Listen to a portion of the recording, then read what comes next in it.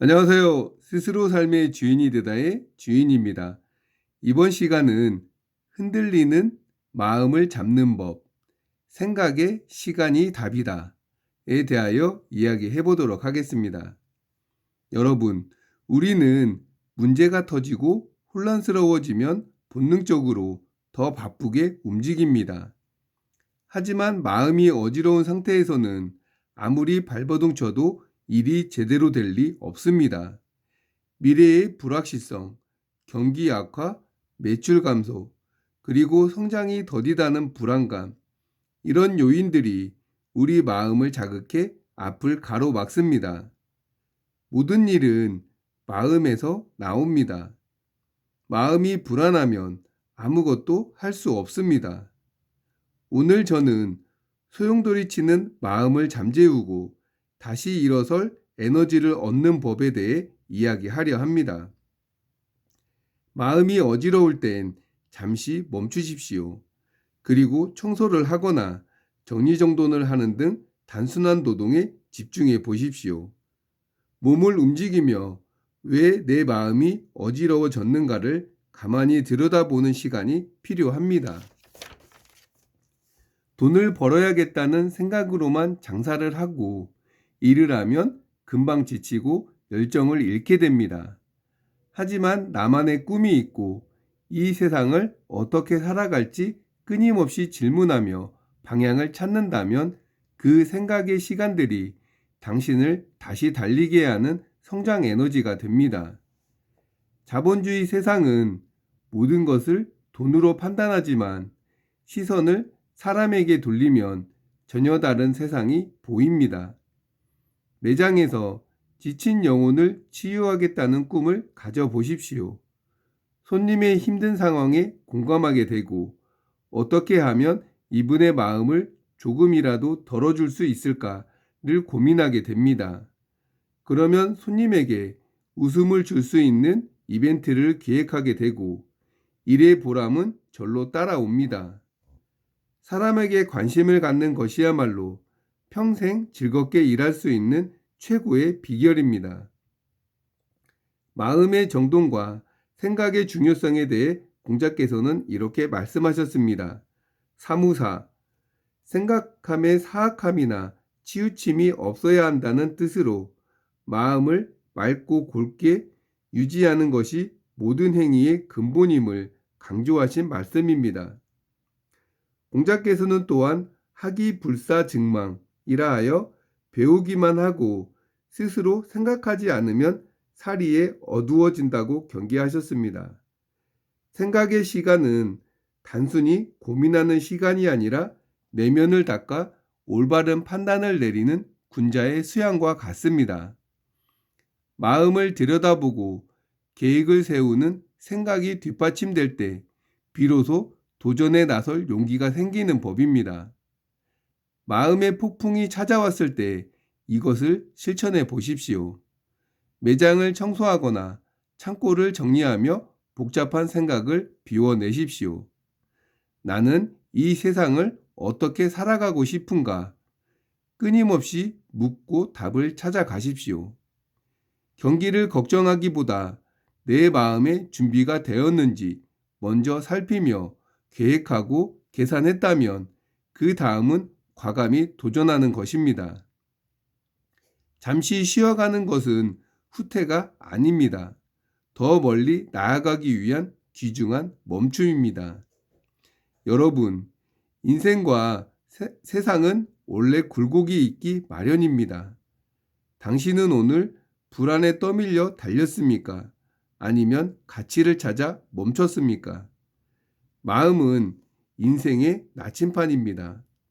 흙탕물이 가라앉아야 바닥이 보이듯 여러분의 마음이 고요해질 때 비로소 가야 할 길도 선명해집니다.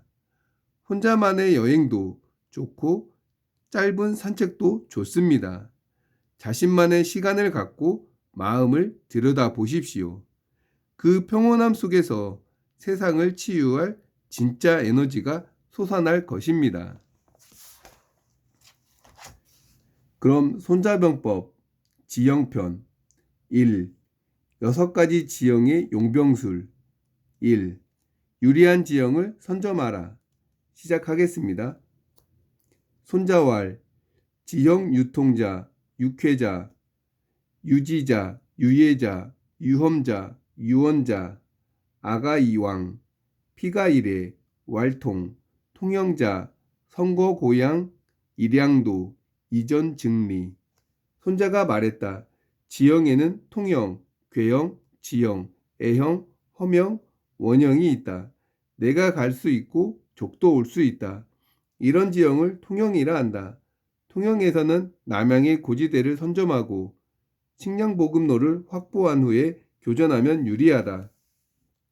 지형편에 대해 조조는 이렇게 해설했다. 전쟁을 하려면 지형을 자세히 파악하여 승률을 높인다. 지형은 작전의 관건이므로 사전에 지형을 상세히 조사하여 장악해야만 승리를 확보할 수 있다는 뜻이다. 장애는 이렇게 해설했다. 모든 군대가 행군할 때는 우선 50리 안 산천의 형세를 살펴 척후가 먼저 가서 복병이 없는지 확인한다. 이어서 장군이 직접 지형을 시찰하고 지도로 그려서 험준함과 평탄함을 파악한다. 따라서 행군하여 적의 국경을 넘어가면 지형을 자세히 조사하여 승률을 높이게 되므로 행군편의 다음 편이 지형편이다.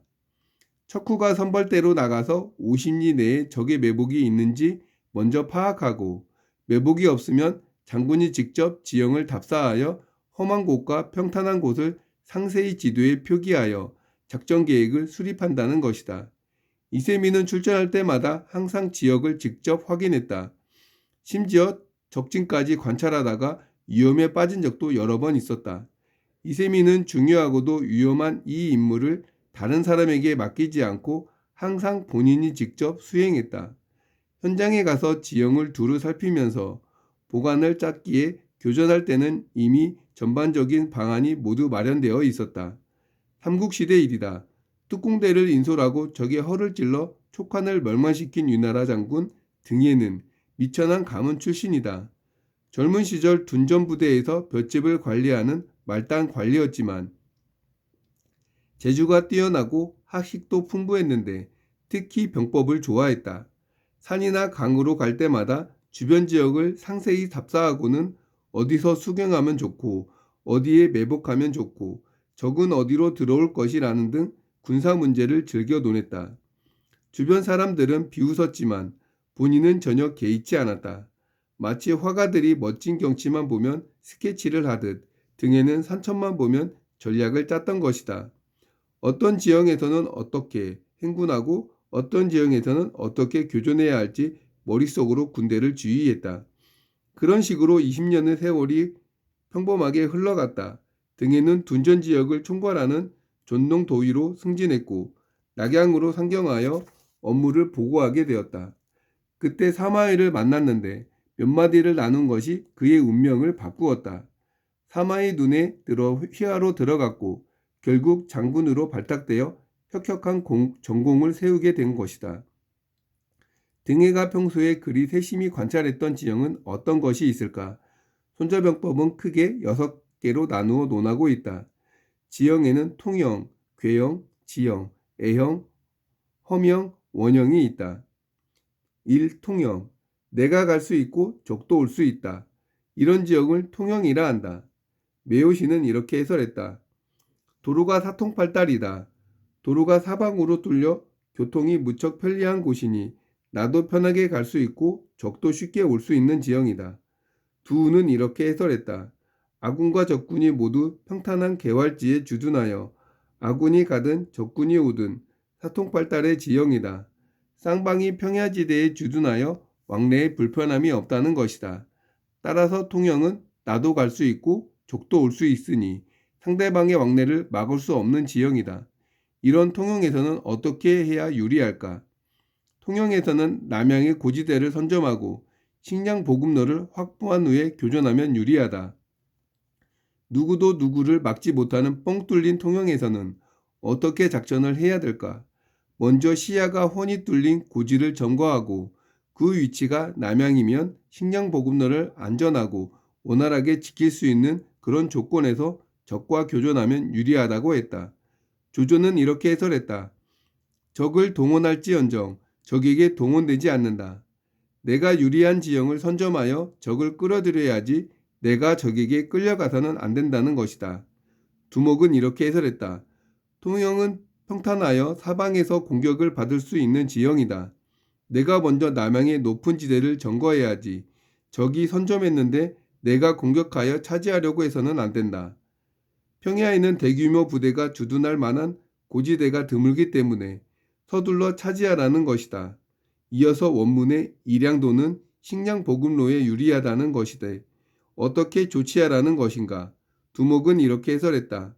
나루터, 관문, 험준한 요새 및 적이 출몰하는 요충지마다 보루를 설치하거나 보급로 양편으로 담장을 쌓아 식량 보급선을 보호한다. 유방이 항우와 대치할 때 유방은 용도를 만들고 진나라 중앙정부의 양식창고인 오창과 연결하여 식량의 원활한 공급을 확보했다. 장애는 이렇게 해설했다. 먼저 교전할 지역에 도착하여 적을 기다리면 적을 동원하는 것이지 적에게 동원되는 것이 아니다. 내가 비록 고지대를 선점하고 남양으로 앉아 적을 기다린다 하더라도 적이 오지 않은 것을 고려해야 한다.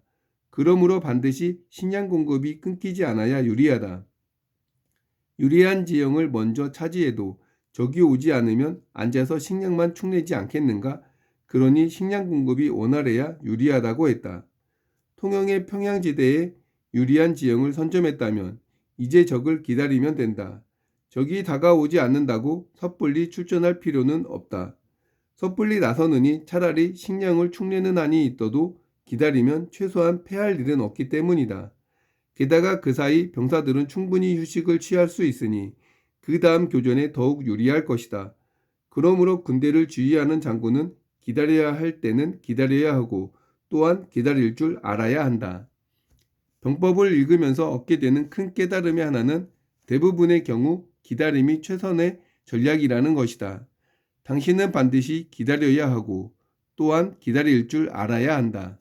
사람들은 기다릴 줄을 모른다. 기다림은 곧 무의도식이라고 생각하는 것이다. 그렇게 생각하는 사람들은 대개 헛짓을 하거나 엉뚱한 짓을 하여 일을 망쳐버린다. 식량 보급의 중요성을 논하다가 사례로 들었던 유방과 항우의 이야기를 마무리하자. 유방과 한우가 대치한 이후 상황은 어떻게 전개되었을까? 유방은 오창을 선점했기에 병사들은 끼니를 거르지 않았다. 항우의 경우는 식량 보급로마저 유방의 군대에 차단되어 병사들은 허기에 지쳐갔다. 유방이 홍구를 경계선으로 삼아 천하를 양분하자고 제의했을 때 항우가 바로 동의한 것도 식량 때문이었다. 항우와 유방은 각각 근거지로 돌아갈 생각이었다. 그러나 정량과 진평은 피폐해진 항우 군대를 지금 공격하지 않으면 다시 기회가 없다고 진언했다. 유방은 즉각 마음을 바꾸어 합의를 깨고 항우를 공격했으며 궁지에 몰린 항우는 마침내 오강에서 자결하고 말았다. 우리는 장사도 유리한 지역에서 시작해야 합니다. 하지만 누구나 원하고 좋은 위치이기에 비용이 만만치 않습니다. 나의 실정과 사업이 맞는 곳을 찾아야 하는 것이죠. 남들 좋다고 나에게도 좋은 것만은 아닙니다. 그래서 잘 찾아야 하는 것이죠. 평소 원하는 지역을 잘 관찰하고 주변을 눈여겨본다면 어느 곳이 나에게 잘 맞는지 알 수 있게 되는 것입니다. 타인의 말보다 내가 좋아하고 원하는 것을 볼 수 있는 안목이 필요합니다. 오늘은 나의 생각을 넓힐 수 있는 방법에 대해 고민해 보셨으면 합니다.